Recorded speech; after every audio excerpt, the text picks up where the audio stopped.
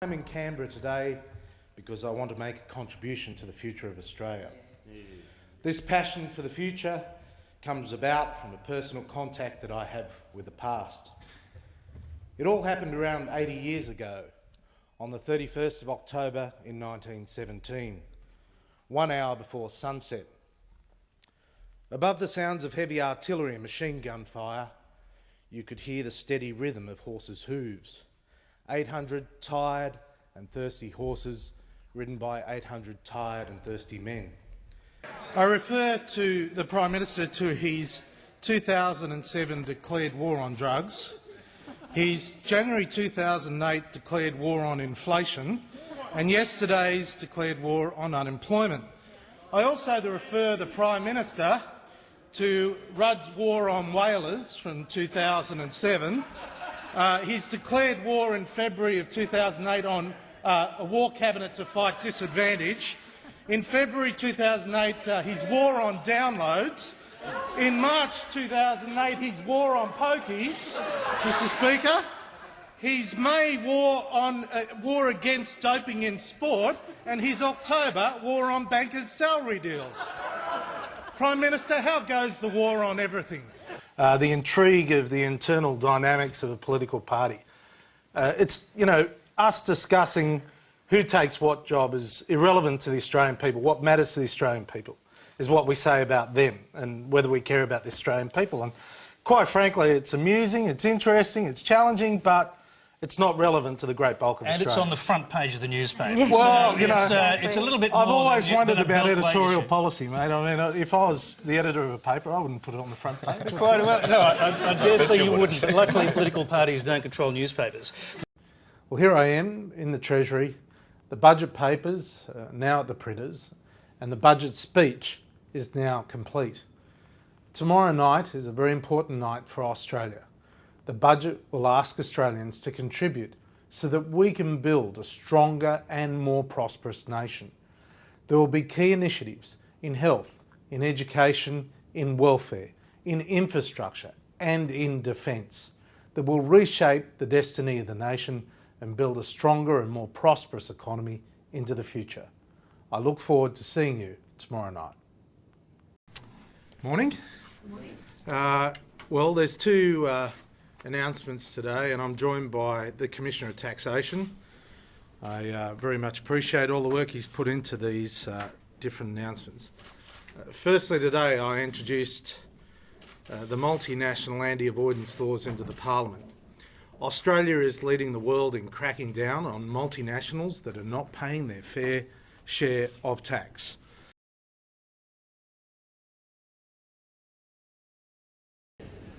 The member for North Sydney on indulgence. Mr Speaker, when I first spoke in this chamber on the 10th of September 1996, my very first words were, "I'm in Canberra today because I want to make a contribution to the future of Australia." I believe I have made a contribution to the future of this nation, and I would like to begin by thanking the people of my electorate of North Sydney for giving me the honour, the opportunity and the privilege of representing them in this great chamber, and we should never ever forget small business. The 2015 budget was the best ever budget for small business, and it was all about tax cuts, not more government spending. The $20,000 instant asset write-off was a game changer for Australian small business. As a nation, as a parliament, we must continue to be ambitious and bold. So I say to this House, as I say to my own children seated here in this chamber, it is far better to dream mighty things, to seek glorious triumphs even though checkered by failure, than to be amongst those poor souls who neither suffer much nor enjoy much, because they live in the grey twilight that knows neither victory nor defeat.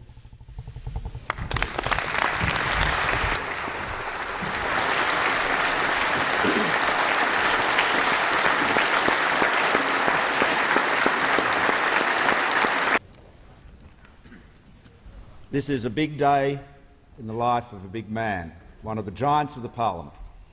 He's taking his leave.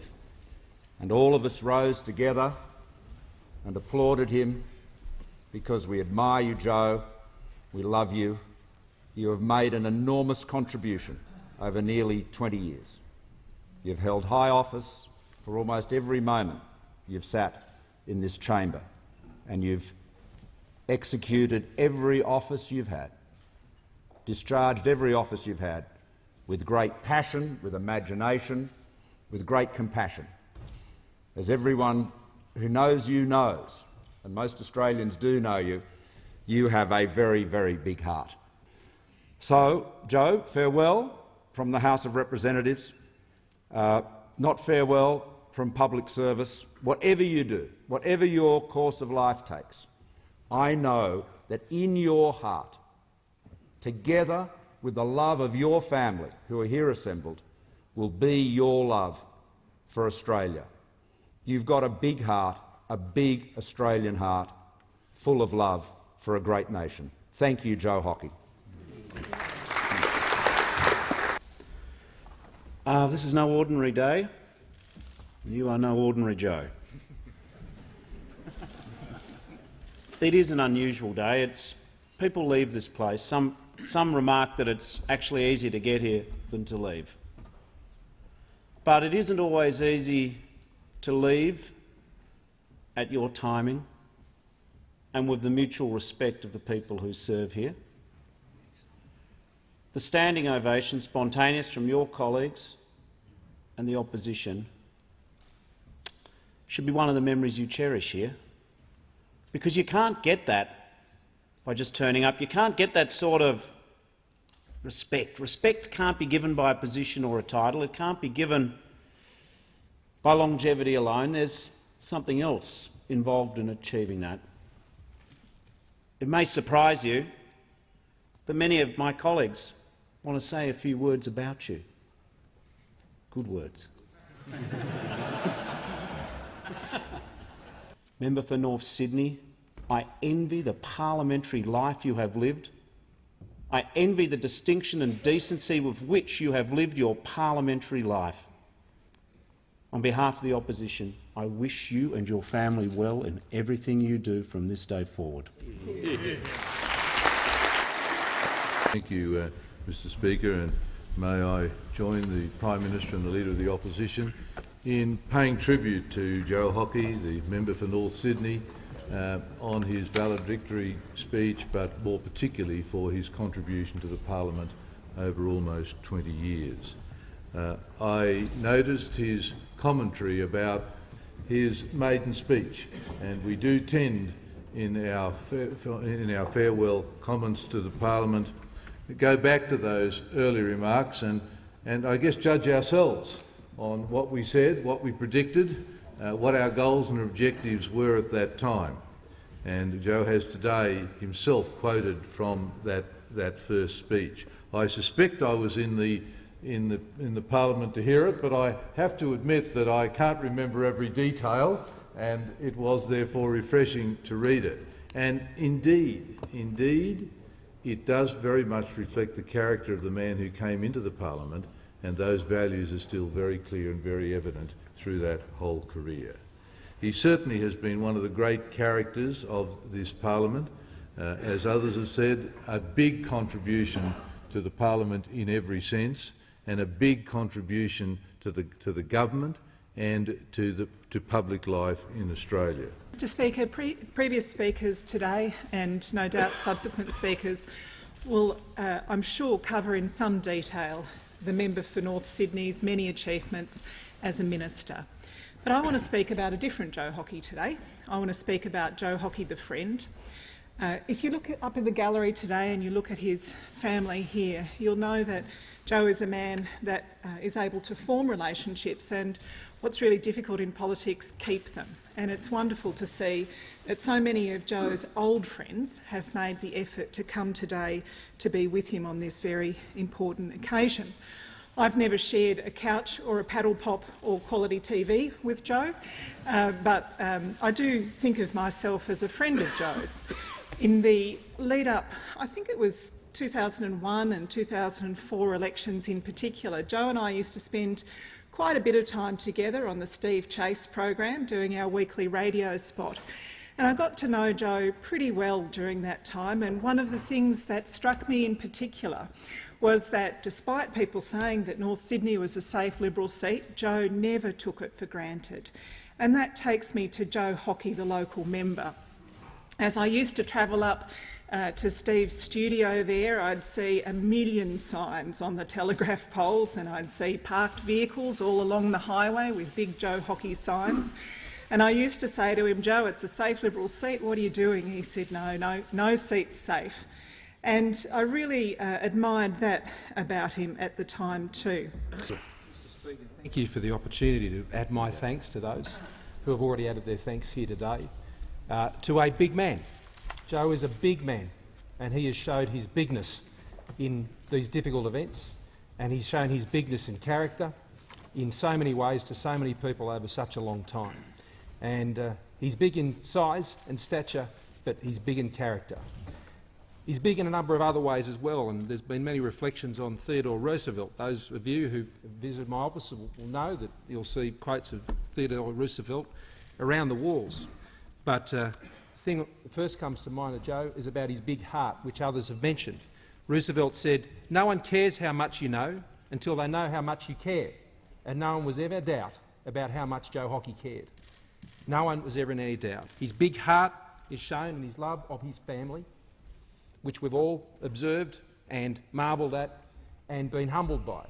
And if we can only show, I think, the same way and dedication to his family, to our own families, he provides a great example as a husband and as a father and as a son, and all of your family can celebrate your achievements and the bigness of your heart, Joe. But not just that, his love of family, his love of friends. Mateship is the Australian word for love, and in that sense Joe has no peer as a mate. He has shown his mateship to his friends in extraordinary order. His love of community, and I'll come to that in a little later on.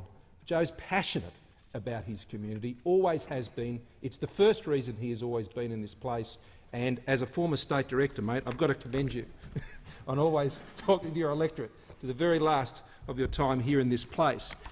His love of country. I served with Joe on the National Security Committee of Cabinet. He's a passionate Australian. His first loyalty and allegiance, there is no second, third or fourth or fifth with Joe Hockey. His loyalty and allegiance is as a patriot and as a passionate Australian. It's not just shown with his great support for the Wallabies and the many other sporting interests, but on that committee of Cabinet, where being a patriot is your first responsibility on every occasion, in every measure, Joe was more than up to that task. Mr. Speaker, before I move the motion to refer the debate to the Federation Chamber, I would just like to add my own tribute to the remarks that have been made by the Prime Minister, Leader of Opposition, the leadership teams on both sides of the House, and the Treasurer and Shadow Treasurer.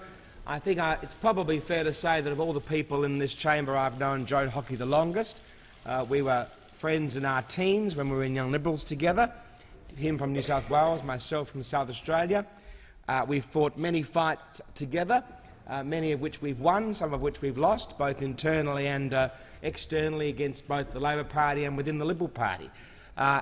We've also had some great parties together over the years in this building, some of which are the stuff of legend and some of which will never be discussed, particularly in front of the children, Mr. Speaker. But I would, on a serious note, thank him for the contribution that he's made to Australian public life. 2 decades of service is a very long period of time, and he has acquitted himself well on all fronts as a Member of Parliament and as a Minister, and we will be poorer for his leaving the building, the chamber, but I know that he will go on to serve the Australian public in another form in the months ahead.